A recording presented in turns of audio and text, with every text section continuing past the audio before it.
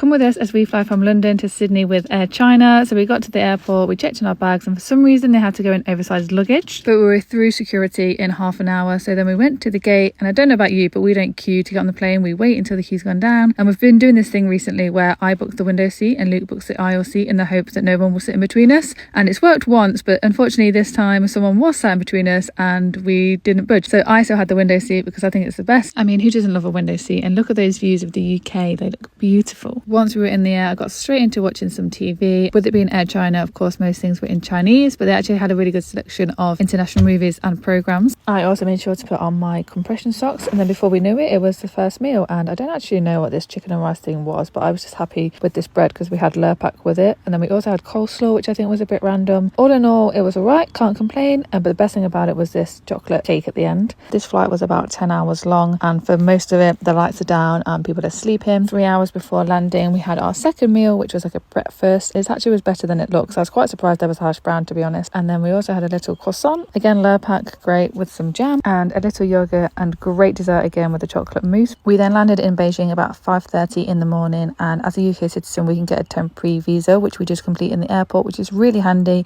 You don't have to do anything before, no planning, you just turn up, fill the form in, and in you go for 24 hours. We actually had a 20-hour layover in Beijing, but we did this on purpose because with Air China you can get a free hotel. So we left the airport and we got in a DD, which is essentially like an Uber, and made our way to the hotel. We actually ended up sleeping for about 8 hours in the hotel, which wasn't the plan, but we obviously needed it. And then we headed out into Beijing to get some food. If you've ever been to China, you will know that they don't use Google out there, so it's actually not as easy as other countries to get about and to find your own way. So just make sure you do some research before. Luckily there's a woman on the table next to us who could translate for us, but the food was absolutely amazing. It cost us about £15 for all of this food. We're so glad that we broke up our journey with this break in between, being able to have a sleep and have a shower and go and get some proper food and actually go to China for the first time. It was a great experience and it made such a difference in our long haul journey. We then headed back to the airport for our second flight, which is about 11 hours long, and Luke actually gave up his seat in the aisle this time and sat in the middle. So I got this book to keep me entertained, and I'm actually so into it. And then Luke was playing some golf game. Again, before we knew we were on to our first meal, and I won't go through this one because it wasn't that great. It's probably my least favourite out of all of them. We also brought with us these